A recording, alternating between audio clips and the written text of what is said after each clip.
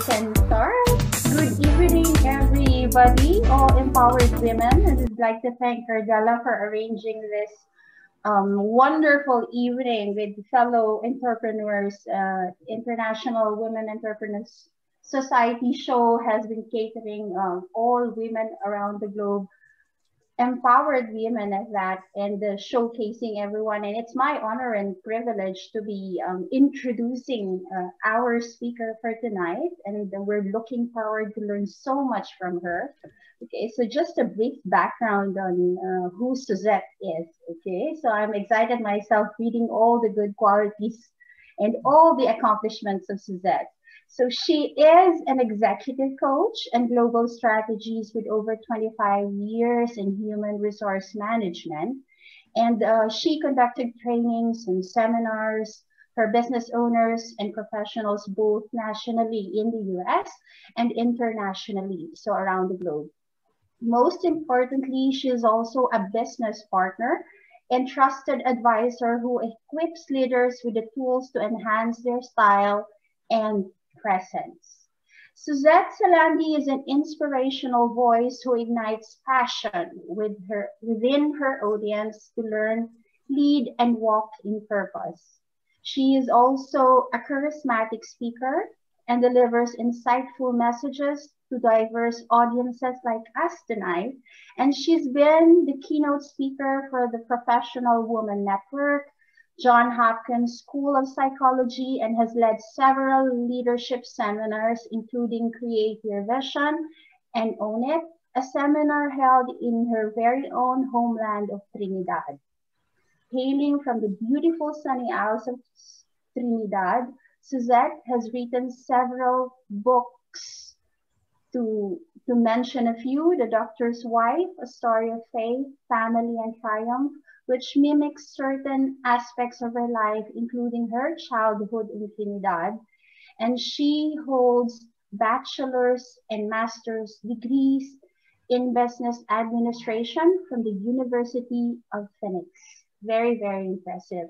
And she is a proud mother of two amazing sons, and she currently resides in Maryland, where she serves in the capacity of CEO and founder of her namesake consultancy, I Am Suzette LLC, as well as the founder of a non-profit organization, Putting Power in Your Purpose.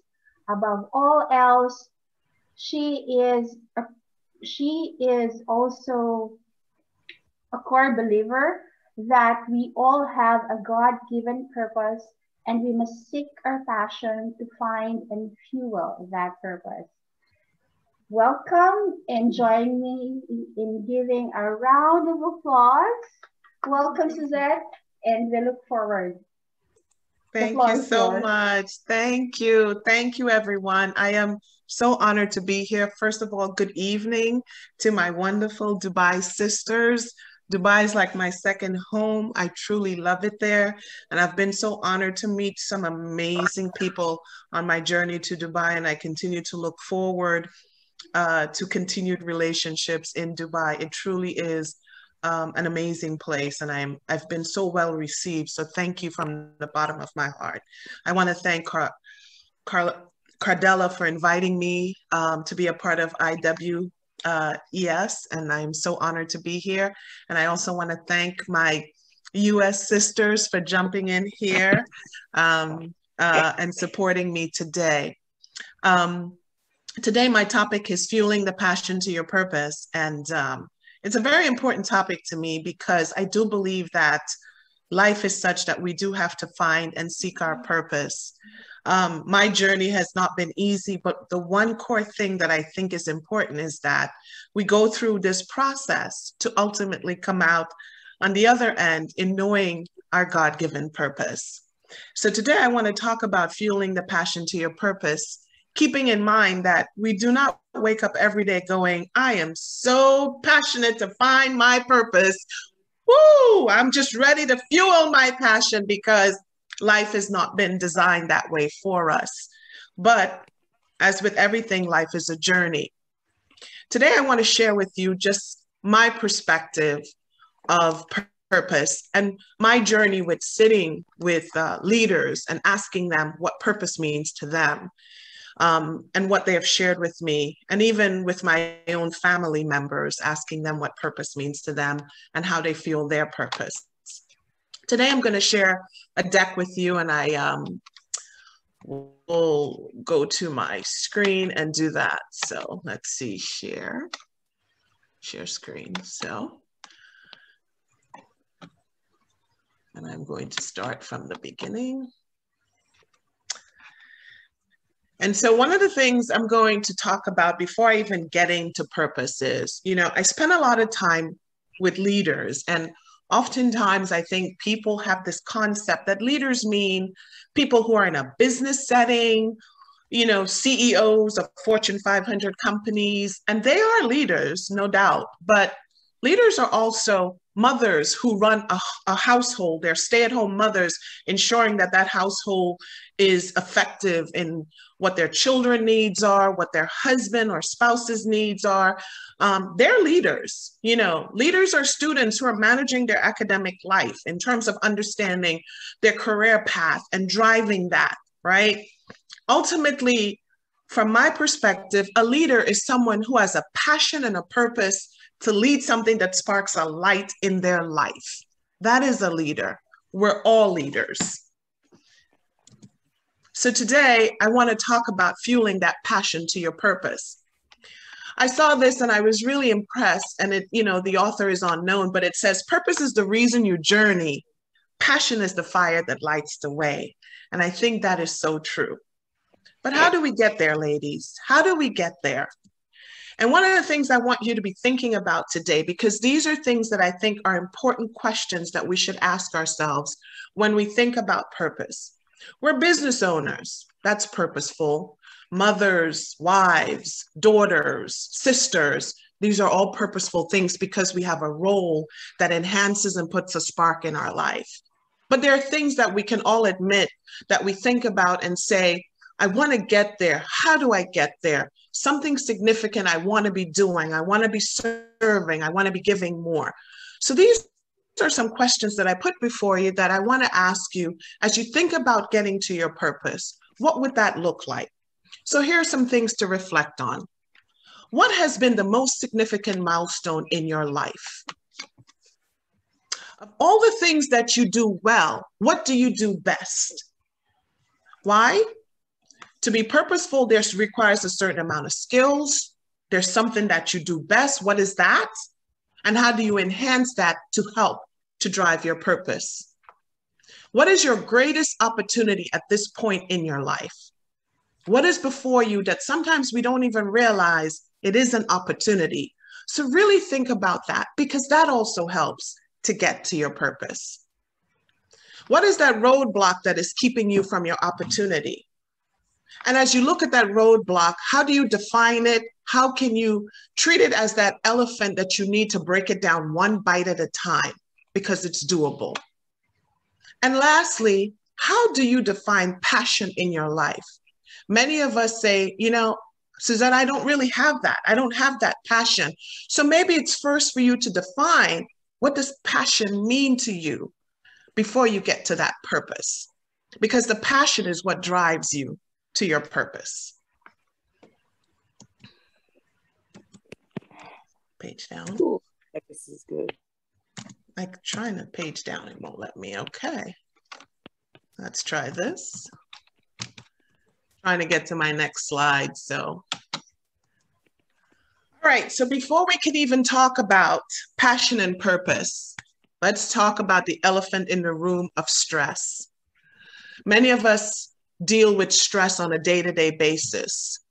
My acronym for stress is, sisters, time to release every situation that sabotages your peace. We cannot get to our passion and purpose if we do not deal with stress. What is getting in your way right now? What is causing you stress? How do you manage your stress? What is your day-to-day steps to alleviate some of the stress? I recall many years ago, my mom, in a full transparency moment, was somebody that dealt with stress, and stress later became a disease. She dealt with heart disease. And I often say that, my mother died of a heart problem, but she also died of a broken heart because she was so stressed. So understanding, for me, the importance of stress, because stress can be a hindrance. It truly sabotages your peace when you live in day-to-day stress. You will find no passion and purpose if every day you are currently in that storm of stress. So to release is where you must stand and try to understand, how do I release? What do I need to do to release some of that stress? That begins the journey of letting go and walking in to your purpose. Here are some things to think about when you think about your journey to your purpose. What are those limiting thoughts that you're having? Define them and understand them. Oftentimes we may need to go talk to someone, whether that's counseling, therapy, whatever you want to give a name to. Because if we are in that time of negative and that zone of darkness, maybe we need to step out. And those are avenues that can help us to work on those limiting thoughts. Maybe it's just something that someone said to you years ago that you took with you, that you need to release that. Somebody said you weren't good enough. Somebody said you weren't smart enough. Somebody said you couldn't do it. And that has become your limiting thought. How do we release that? It is time for us to work on releasing those limiting thoughts. Self-care. How many of us are truly taking care of ourselves, nurturing our mind, our body, and our spirit? If we can just take one day in the month just for us, that is a step in getting us to be in the right mind, body, and spirit to begin the journey of fulfilling our passion and purpose. What is your clear intention to your purpose? You often say one day. Well, one day is now. One day I'm going to write that book. One day I'm going to pursue that purpose. One day is now. If COVID-19 hasn't taught us anything, it has taught us that one day is now, because we may not live to see tomorrow. We may have a shift or a pivot, as it is called, where we cannot go down that road. So one day is now. And what is your empowering confession that allows those negative thoughts to be released? So now I wake up every day and I go, today is my now. Today I move forward, and give myself my own personal affirmation. Today is my now. Today I move forward. No matter what the circumstances, I'm going to get to the other side. You have to find your own affirmation and your own empowering confession to get through, so that you can begin to fuel that passion. We're all living in a pattern. We wake up every day. We might drink the same coffee. We might do the same things, work, task, whatever. But sometimes we become so immersed in a pattern that we don't realize that we're depriving ourselves of the things that we ought to be focusing on, the things that we ought to be doing. And that means that we have to step out of our comfort zone. Many of us are frozen by fear. Many of us believe that if I stay in my comfort zone and keep doing the things that I'm doing, then that makes my life okay. That is the normalcy. But unfortunately, we have to ask ourselves, are you truly doing what you're called to do? Frozen in fear causes us to be so comfortable that we miss the mark on the levels that we can aspire to. We miss the mark of knowing that we can be more than what we are. Many of us ask for eternal life, but we don't realize that abundant life is just as amazing. If we all live to be 95 in an eternal life and just exist, that's fine. It's eternal life. We've made it. But abundant life is that we have lived to be 95 and we are doing all the things that we have been called to do. Oh my God.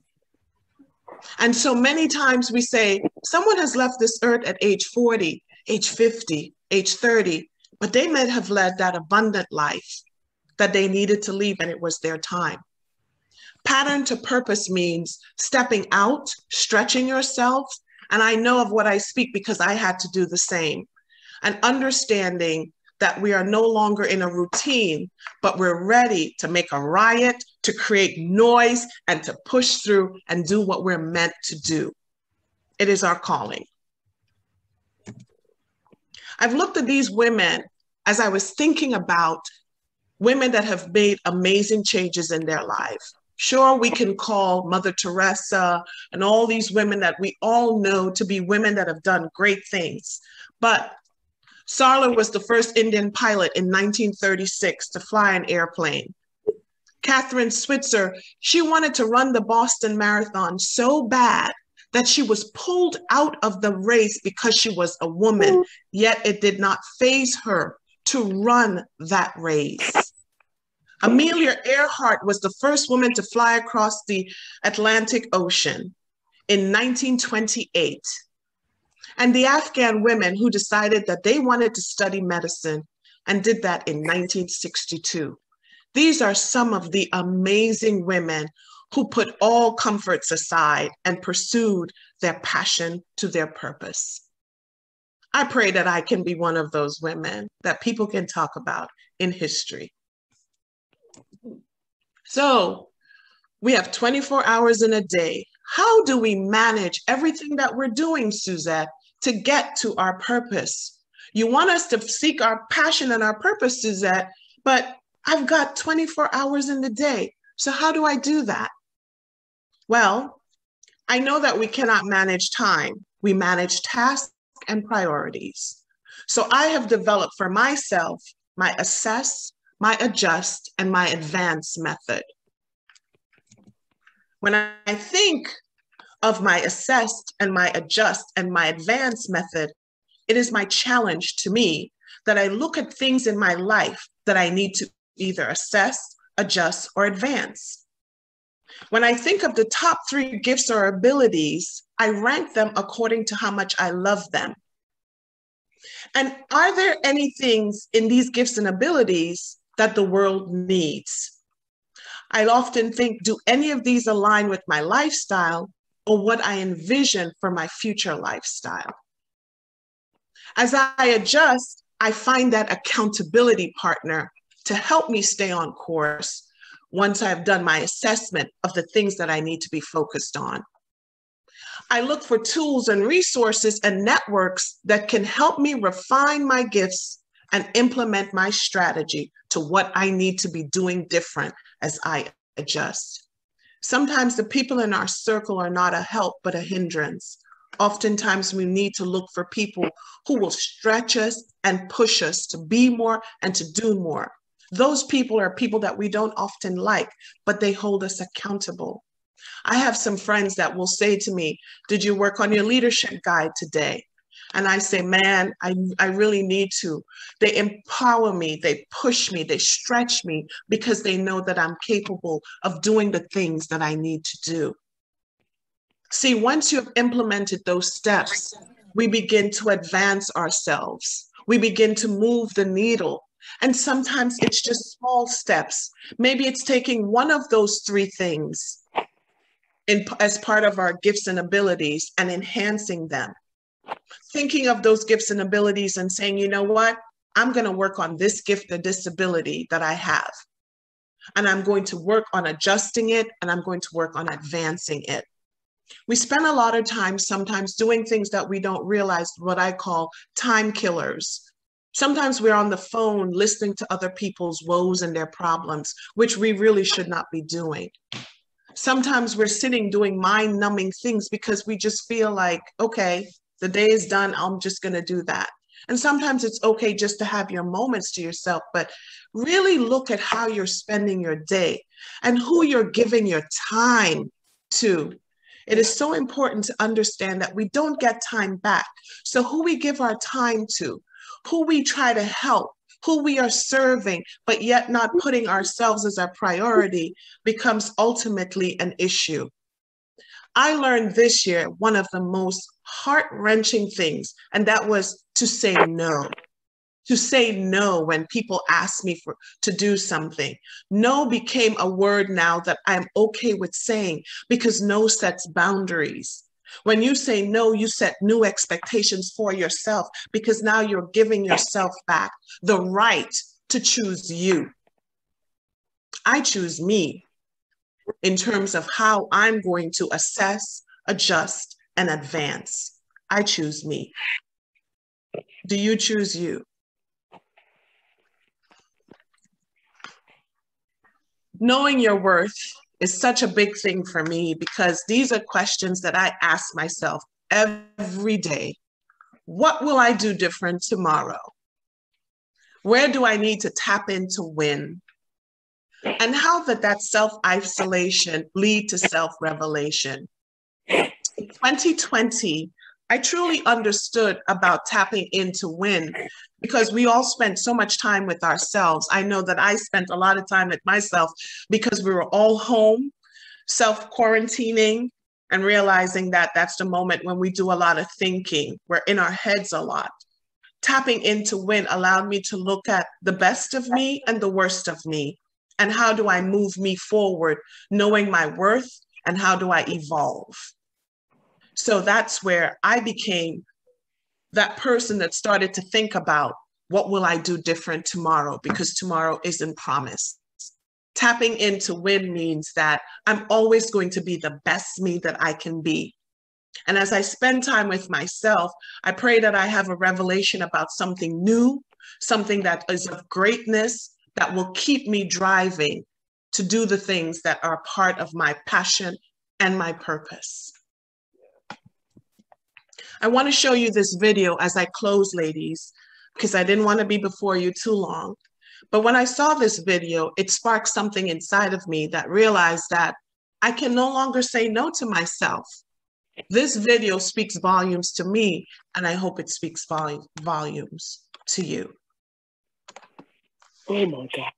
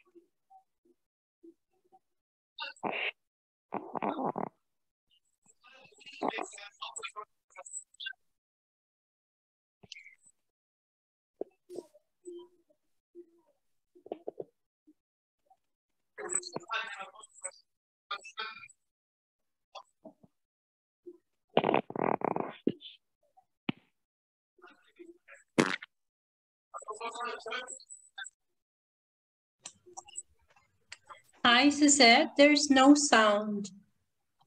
Oh, I'm sorry.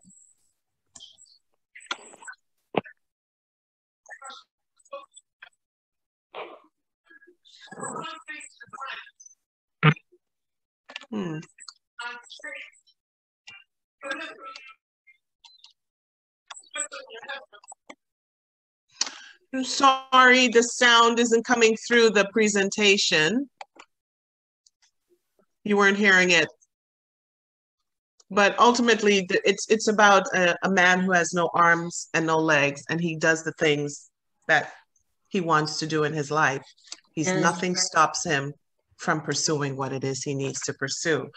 And so I wanted to close with that video, and hopefully I'll send it to Cardella for you guys to take a look at it. It was very powerful for me, because it certainly says, you know, nothing should be preventing us from pursuing our dreams and our passion. If a man with no arms and no legs can do everything that he set his sights on doing. You know, that was what I wanted to close with. As I said before, I didn't want to be before you long because I know it's late. So Cardella, I'm going to turn it back over to you. Thank you so much for the opportunity. Becky says his name is Nick Vujic. Yes, Becky typed in the chat. Please realize that he is amazing. He actually has inspired me, and I definitely think you need to go look at him. If you're ever, here's the thing, if you're ever having a moment, a bad day, something that you're just like, watch that video. He is brilliant. He's amazing. He's my inspiration. He keeps me on track as well. So wanted to close with that, but the sound, unfortunately. So again, ladies, thank you so much. I truly am honored to have had this opportunity to talk to you and to share with you about fueling your passion to your purpose. Over to you, Cardella. Is there anyone who wants to ask a question with Suzette, please? I would love to ask Suzette something. Suzette, that's amazing. The acronym for stress, I personally love it. And how you motivate us. I mean, the words that you said just a while back are all inspiring, and really it touched me, especially that video, although the sound isn't working. But yeah, at a certain point in our life, we always think of doing it, and maybe we forget that the time is now. We always say, I'll do it next month, I'll do it tomorrow, I'll do it next year. But this pandemic taught us that you don't have that luxury of time in your hands. You know, life is short. You must have to seize the day, carpe diem, as it is. Thank you, Suzette, for that. But my question, Suzette, is you are an author, and I'd like to know what is the inspiration behind all those books that you've written. For sure, you're a busy woman. You don't have that luxury of time. But I'd like to know what motivated you. What's the story behind the book that you've written? Yeah, thank you. That's a great question. So, The Doctor's Wife was morphed out of grief, actually. I was married to a doctor, and at age 43, he was diagnosed with colon cancer. And he passed away, I would say, about 2 years shortly thereafter. And I started to journal, not realizing that the journaling was really my way of dealing with the loss of my husband.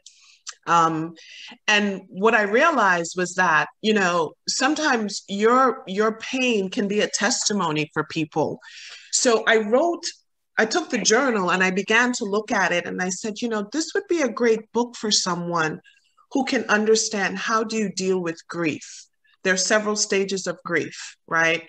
And what does that mean for many of us who lose loved ones? And so The Doctor's Wife became sort of a birthing of my pain to purpose, because through that pain of grief and losing my husband, I created something purposeful that others could read and realize that though you may hurt in this phase of your life, joy cometh in the morning, as they say, in the other phase of your life. So after my husband passed away, I began to look at opportunities, and I started serving and volunteering. And I started to work with a women's shelter, working with women who were being abused, who literally left everything and just ran with the clothes on their back. And I worked with the shelter, and I found such joy in going there and purpose in helping these women, learning to interview for jobs because of my HR background. And so that became sort of my way of serving, and it was amazing. Shortly thereafter, the opportunity came to travel the world and sit with leaders and talk to them about things that they were challenged in, and them listening to me and saying, okay, I'm going to do that. So what I learned was, out of that pain became this elevation of great things that allowed me to evolve and just become the me that I was meant to be. And though I missed my husband terribly, and my children missed their father, we learned how to appreciate the importance of why we're here and what we need to be doing. So the books come from those levels in my life where I went through something, I learned from it, and I shared it in hopes that it would bless someone else, basically. That's very inspiring, Suzette. Thank Hawa, you. you're there. So Hawa, you remember Hawa, right? Yes, Hawa, hello. Hello, hello. Goodness. It's so good to see you again and hear you, Yes. Suzette. And I see Dr. Kimberly is here as well. It's amazing to have you ladies here. What an amazing and inspirational story. I love it. I love how you say that you've turned your pain into purpose. I can associate with that very much. I look at it as well from not just pain, but also from learnings of what we've learned through that pain and turn that into a kind of a passion for what we want and then into purpose. So well done. I really love it. I love your acronym on stress. Very impressed with that. With your permission, of course, I'm definitely going to use that again. Yes, of course. Oh my God, Howard, you use it. I'll be so honored if you use it. I tell you. I will definitely, and I will definitely quote you every time. The thing about passion to purpose that really touched me in terms of what you said here today is that how we as leaders, and you rightfully say, as a leader, you're not just in business. You are also a mom. You are also a leader in your home. You're a leader in amongst your friends. But it is about finding that passion. My question to you is, can it work the other way around? An example would be is we always find our passion and then turn that into purpose. But have we been able to identify why we are here? What drives us into this kind of purpose, that why we exist? And once we find that, can we become passionate about it? Because I found that my career has changed so many times in my life. And each time I just get to enjoy something, I find a new passion through a purpose. Can that be possible, that it can work the other way around? It absolutely can. It does. And I think that's the thing that we limit ourselves about, right? So you hear about, for an example, someone who has a successful business, they're doing exceptionally well, they find their purpose. And then they go to Africa and realize that there's a need to find clean drinking water. And they're like, oops, I got to focus my attention here because that's where I'm being called. I believe that we have several gifts in which we operate, and we're not called sometimes just for one thing. We're called for many things. It's understanding the true essence of what makes us really thrive the most, what brings out that roar in us that we're like, this is where I'm going to continue to push and pivot and do whatever I need to do to make sure that it is achieved, it is completed, whether it's serving, that's when you see something from end to end that enlightens you, sparks you, and that's when you know this is truly something that's purposeful. So that drinking water, the minute you see that water sprouting out of this of the earth, and you watch people drinking it, and there's a feeling inside of you, that's when you know you have done something purposeful. I love that. For those of you, and I know Kadela, thank you so much for bringing this talk to us as well. But a lot of people look at me and say, how are you so strong? You can do so much. So today I'm going to share with you a challenge I'm having. And you just sparked this for me here today, is that, I've always learned how to say no. I can say no. But when it comes to things that I'm very passionate about, my profile, and I'm from my, not a psychometric, my ecometric profile says that I'm very high in variety. And that's very true. So I put my hand and my finger into many, many, many, many, many things. Yes. And yes, I've had to learn to say no. But when I am passionate about something, it's a huge challenge. How do you choose what we stay passionate on, and how do we actually minimize that to an extent that we don't use too much from our cup, where we don't pour too much out of our cup? Yeah, that's a great question. So I've learned to go from the 10 things to the 3 things. And it kills me sometimes because I think we need to reflect year over year. How much time am I investing with my family?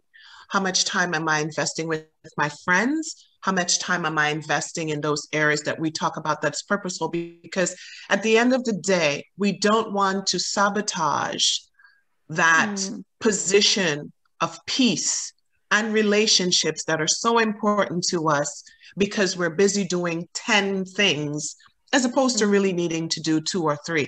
I understand that struggle because you and I have a similar sort of thinking in that, oh my God, but I want to help with this. Oh my God, I want to empower women.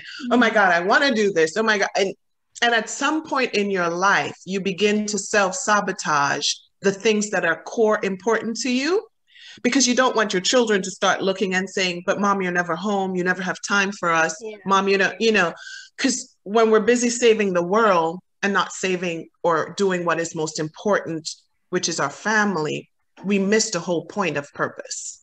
So I would say that it's picking of the 10, the top 3 things or the 4 things that you feel are critical to you knowing that it brings that spark in you. And you know what? Every couple of years, we can look at things and say, you know what, I'll tackle this. Where I am in my 50s will be quite different to where I'm at in my 60s. So purpose will change for each of us over time, right? So you may not do it now, Hawa, but in a couple of years, you may have time to do it. And, because we're going to be women that, I always say, I'll be 95 and still be out there doing stuff, God help me, that's purposeful, right? True. Fantastic. Thank you very much, Suzette. I've learned a lot today, and I know we share a lot of passion and a lot of purpose together. I look forward to seeing you in September at the Investment Summit. I can't wait. I know. Thank you for you and your team, always bringing inspirational sessions. And thank you for inviting Suzette here to this evening. Thank you very much, ladies. Can't wait to see you, Hawa. It's so great that you joined. Me too. Yes. Looking forward to it. Thanks. Yes. That was a great exchange. Anyone else would like to ask some questions before we set up free Suzette, because every single thing that she says values so much. So yeah. Anyone from our I would like to share a few words with you all. I really appreciate the talk, Suzette. You very nice talk. Not too long, of course, it's very important. But most of all, we used to listen a lot about passion and purpose, right? Everywhere we talk about that. But when the subject was how to put the passion into the purpose, and you tackle it with the stress, which is really the truth, because we cannot really enjoy our passion if we have the stress behind to do it too much or too well, like you just said with Hawa, actually. I really love the discussion. Yes. How to balance between the passion and, the passion to do too much has become the stress. Now, my question to you is from me personally, because when you talk about, when you get to the 60, your purpose may change. I'm sorry, there's a little bit of noise in the background. When you go to the 60, your purpose can be changed, right? And I'm there. I found my passion to help people to heal from chronic conditions, health conditions. Right. Now, because I'm there, like 60s each, I kind of like my comfort as well, because I'm not there anymore to struggle and to find a success, and so I kind of need to balance between the comfort zones and the passion on another direction. Yeah. What do you think about that? Because sometimes I know, okay, I would love to help more people, but I don't want to stress myself out because I need my peace. You know, don't sabotage your peace. Right. Because So it's the toe in the water. Yes, you want to kind of put your toe in the water to kind of see what you can begin to do to help others. And I think it comes down to thinking of one key thing that you can start doing. So putting your toe in the water to say, okay, I want to do this. What would that look like? How can I start? Who can I network with? And begin the process. Because you're right, we have a tendency to forge, you know, deep into the water, sometimes sacrificing a lot. But as we get older, we need to be more strategic in how we begin to pursue certain things. Doesn't mean you won't have the same amount of passion, but you're a little bit more strategic in that you don't want to be overwhelmed. So I would say start to carve out sort of, you know, a planner of, okay, these are my skills. This is what I want to help. Where can I start? Step one may be begin an inquiry with an organization. Step two is, what percent of my time will I dedicate to this, right? Absolutely. Am I willing to give 50%, 20%, you know, and just kind of establish the expectations of self in terms of, I'm only giving this 20% of my time per week, you know? Where are you negotiating with self on the percent of time that you want to dedicate? Those are conversations with yourself that you're willing to have. And you're going to renegotiate every time, right? Because we always renegotiate, right? Exactly. Yeah, absolutely. And I'm glad to hear you in this direction, actually, because I tend to feel guilty, you know, if I don't go out and work like 100% helping people. Yeah. No, we're at that stage of renegotiating. You know, I'm excited to get to that stage where you can say, you know what, I can dedicate this much time, do this. It's okay. You're still doing. Absolutely. I'm glad to hear you. Thank you very much for that. Just reinforce my conviction because I don't want to be stressed out. That's it. That's it, you know, and it's kind of a little bit of a struggle to, I'm too much in my comfort zone or not. And, you know, but thank you very much. Yeah. Understood. Yes. Yeah. Enjoy Paris. Thank you. So then if I could add something to that, perhaps to the conversation of what I've learned on that particular topic is, you know, I want to become purposeful. I want to do things to help people, but at the same token, I've got all these, you know, responsibilities in terms of business that I'm, you know, involved in different places in different countries. So what I've actually done, and exactly what you said, is I've taken that 20% of my time to say, okay, great, there are certain times in the week and certain days in the week that I'll put aside to do coaching, to do mentoring for those women that actually needs it, for those youngsters that needs it. From a part of a social responsibility. So I have, and because I don't manage my time very well, I assign one of my assistants and she manages my time. And she says, Hawa, for this week, you've got 3 hours that I've given to X, Y, and Z for coaching and mentoring. So in that way, I've managed to become purposeful, but yet the things that I'm passionate about and still be able to have time to manage. So when you talk of negotiation, I love the way that you say negotiation, because I've got, and I think I mentioned this before, is that I've got 2 trades in my life. And one is what in the one tray, anything that's negotiable, I put it in that tray. And I negotiate my time on that. I negotiate who I see, what I see. But things that are non-negotiable, I put that into the non-negotiable tray and I stand my ground on that. And I make certain that that time is not imposed on.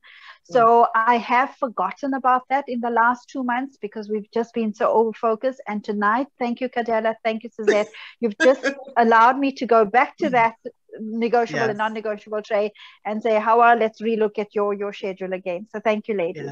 Yes. Always renegotiate with yourself. What percent today? Sometimes, you know, we go off the percentage and that's okay. But sometimes we need to look at the week and say, let me negotiate what percentage I'm willing to do and what's non-negotiable as it relates to that percentage. Yeah. So much to learn from amazing, empowered, wonderful women listening to Hawa all the time. You learn so much from Hawa as well. Thank you, Hawa, for your thoughts. Yes. Would like to hear from anyone who would like to ask questions. Maybe Sheila, Leticia, Dr. Kimberly. Anyone else would like to share some thoughts? Everyone seems to be very, very happy already and filled with so much information from you, Suzette. No need to ask. you have, and I know it's late for some of the cup. ladies. Yes, and I know it's late for some of the ladies, so it's fine. I enjoyed this. I'm just thank you so much, ladies. Thank you so much. Thank you, and always hats off to Cardella for always doing this for us. And as much as I can, I don't want to miss any talk from like Iowa's invitation, because of this information that you learn, and it makes you a better version of yourself. And learning from Suzette now, learning from Hawa, from Noosh. Also, Yvonne is here, and anyone else will be guesting and speaking to all of us. It's really a great learning experience. Yeah. Thank you. And you have the recording, so you can share it with everyone. So, you know, if people in reviewing it have questions, I would love to come back and do a question and answer segment. I'm happy to come back and do that for you, ladies. We'll let you know. And thank you so much, Suzette. And thank you, Rowena, for hosting today. Suzette, we look forward to see you again in Dubai. Yes, please. Please, I can't wait. Yes, I We'd can't like wait. to meet you in person. Yes, absolutely. I will definitely let you know once everything is confirmed. I'm excited. Yes. And this time you have to give us a little bit of your time so that we can tour you around at least. Yes. Oh, absolutely. Absolutely. It will be my pleasure. Last time we don't have enough time, so I know. The conference took up a lot of our time, but I promise you next time. Right. Thank you again. Thank you so much. And thank you Suzette for everyone who tuned in. Oh, thank you, Sheila. Thank you. Thank you, ladies. Bye. Bye. See you soon. Bye. Thank you so much. Bye. Great job, Suzette. Thank you. Thank you so much. Thank you. Thank you, Suzette. Thank you, Cardella. Thank you. I'll talk to you soon, ladies. Thank you. Bye. Thanks, Cardella. Bye-bye.